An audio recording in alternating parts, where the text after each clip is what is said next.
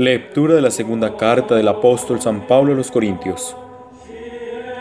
Hermanos, el tesoro del ministerio lo llevamos en vasijas de barro, para que se vea que una fuerza tan extraordinaria es de Dios y no proviene de nosotros. Nos aprietan por todos lados, pero no nos aplastan. Estamos apurados, pero no desesperados. Acosados, pero no abandonados. Nos derriban, pero no nos rematan. En toda ocasión y por todas partes. Llevamos en el cuerpo la muerte de Jesús, para que también la vida de Jesús se manifieste en nuestro cuerpo. Mientras vivimos continuamente, nos están entregando a la muerte, por causa de Jesús, para que también la vida de Jesús se manifieste en nuestra carne mortal. Así, la muerte está actuando en nosotros y la vida en ustedes, teniendo el mismo espíritu de fe, según lo que está escrito. Creí, por eso hablé. También nosotros creemos y por eso hablamos, sabiendo que quien resucitó al Señor Jesús, también con Jesús nos resucitará y nos hará estar con ustedes. Todo es para su bien. Cuantos más reciban la gracia, mayor será el agradecimiento, para gloria de Dios.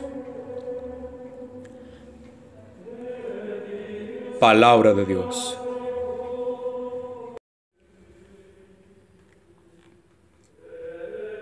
Te ofreceré, Señor, un sacrificio de alabanza. Tenía fe, aun cuando dije, qué desgraciado soy. Yo decía en mi apuro, los hombres son unos mentirosos. Mucho le cuesta al Señor la muerte de sus fieles. Señor, yo soy tu siervo, siervo tuyo, hijo de tu esclava, rompiste mis cadenas. Te ofreceré un sacrificio de alabanza, invocando tu nombre. Señor, cumpliré al Señor mis votos en presencia de todo el pueblo. Te ofreceré, Señor, un sacrificio de alabanza. Del Santo Evangelio según San Mateo. En aquel tiempo dijo Jesús a sus discípulos: ¿Han oído el mandamiento? No cometerás adulterio. Pues yo les digo, el que mire a una mujer casada deseándola, ya ha sido adúltero con ella en su interior. Si tu ojo derecho te hace caer, sácatelo y tíralo. Más te vale perder un miembro que ser echado entero en el infierno. Si tu mano derecha te hace caer, córtatela y tírala, porque más te vale perder un miembro que ir a parar entero al infierno. Está mandado: el que se divorcie de su mujer, que le dé acta de repudio. Pues yo les digo, el que se divorcie de su mujer, excepto en caso de impureza, la induce al adulterio, y el que se casa con la divorciada comete adulterio. Palabra del Señor.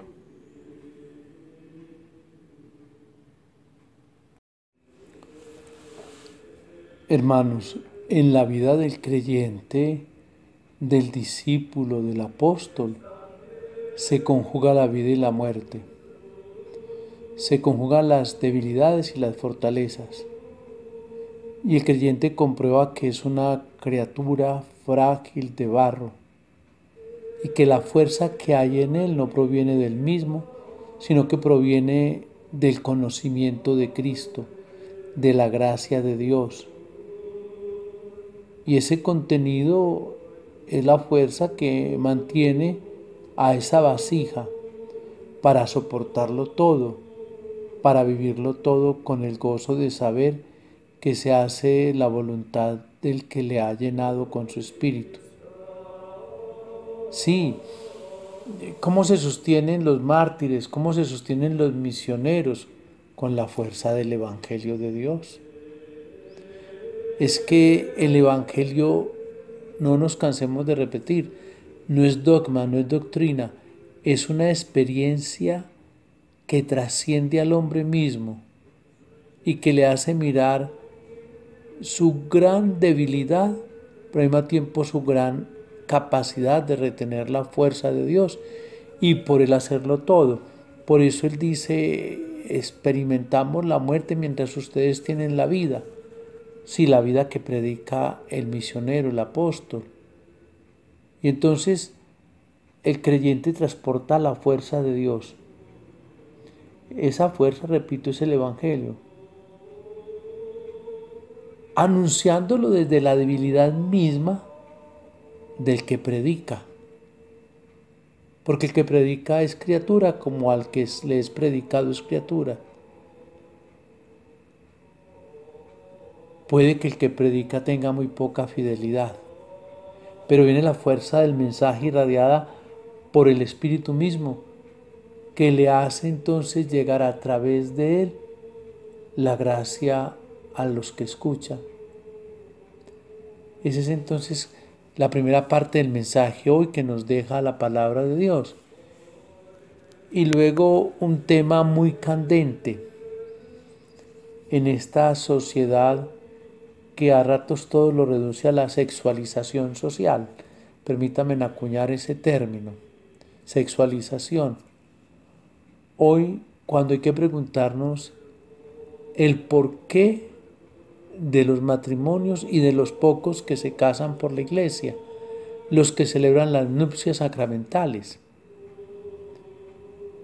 Ayer mirábamos no matar, íbamos hasta la profundidad del sentido de no matar que nace en el corazón del hombre. Hoy San Mateo nos pone no cometer adulterio. Sí, aborda entonces Jesús ese tema que hoy está tan de moda y en el tiempo de él. Tenemos que ir al fondo del sentido de las relaciones. Antiguamente el problema se daba desde el punto de vista de la pureza. Y entonces, si la niña que se casaba no era virgen, el esposo podría devolverla a su padre. Y esta merecía la muerte. Sabemos que hasta hoy en muchos lugares de Oriente se está en esa práctica. Pero entonces, ¿cómo podemos mirar hoy la relación del matrimonio? Vamos a decirnos, bueno, nos vamos a amar por 20 días, por 30 días, bueno, nos vamos a amar por 4 meses, así de sencillo. O casi que se está diciendo, te quiero hasta que me canse, hasta que ya disfrute de ti la pasión que yo tengo, ahí termina el amor. ¿El amor tendrá fin? ¿Se acabará el amor? Algunos hoy opinan que sí, otros dicen que no. ¿Qué opinamos nosotros los cristianos? ¿Cuál es el verdadero amor? El amor auténtico va a implicar duración en el tiempo, como el amor de Dios, que nunca se cansa de amarnos. Entonces aquí tenemos que sentar este precedente. Cuando los cristianos hablamos de amor, es un amor que no se acaba. Y ese amor que no se acaba tiene que perdurar. Pero evidentemente hay situaciones que hay que entrar a discernir si hay verdadero amor o no. Y recuerden que todo viene desde el interior del hombre, desde el corazón, desde el mundo de los pensamientos. Desde allí viene el amar o no amar. Por eso Jesús va a lo más profundo del ser. El asunto no es solo con los ojos, el asunto es con la voluntad. El que ya mira y desea ha ido al pecado. ¿Por qué? Porque Dios mismo es el que ve la interioridad del hombre. Entonces, ¿qué le toca al hombre? Vaciarse. Y ese vaciarse implica retirar también de los ojos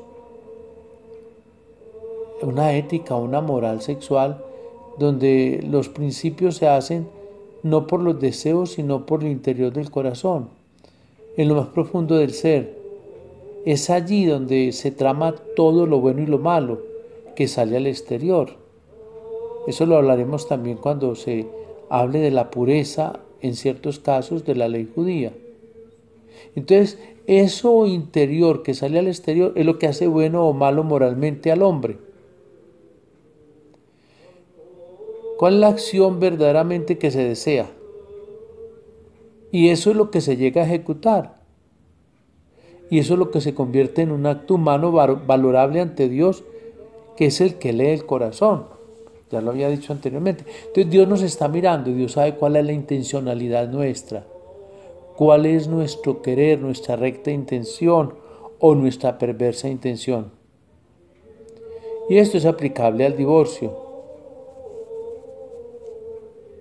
Y hoy, pues, ¿cómo se va a hablar de un divorcio en lo sacramental? Se nos ha regalado toda esta experiencia de la nulidad, pero es la Iglesia la que discierne sobre si un matrimonio es nulo o no, con los condicionamientos que hay, porque es que mucha gente sin madurar en la fe celebra matrimonios, y cuando no hay fe madura, no hay corazón firme, y cuando no hay corazón firme, todo es volátil en el pensamiento y en el comportamiento moral del hombre. ¿Cómo podemos pensar que un ser humano se pueda considerar justo sin fidelidad a una promesa dada ante mucha gente, ante testigos y sellada con el sacramento? Y esto aquí es válido para cuando se piensa en el matrimonio, se piensa en la vida consagrada con los votos religiosos o en la ordenación sacerdotal o episcopal o diaconal. Es que ante la Iglesia, que es la que sirve de testigo, unos y otros prometen la fidelidad en los aspectos que ese nuevo estado de vida les exige. Y luego queremos entonces ilusoriamente dar respuestas a una falsa felicidad en cualquiera de los estados. Y de allí las crisis, las separaciones, las dolorosas decepciones, las peticiones de reducción al estado laical o suspensión del ministerio, como lo querramos llamar, porque en el fondo del corazón nunca hubo verdadero amor que nutriera lo que se quería. Y entonces el hombre de hoy está viviendo de una fantasía egoística, sexualística y del bienestar y de buscar solo las comodidades superficiales y las apariencias. Bien, concluyamos diciendo lo que dije al principio. Este es un pasaje evangélico que es actualidad. ¿Cuántos de los que me escuchan están divorciados, separados o en crisis? Algunos esperando ver una nulidad de matrimonio.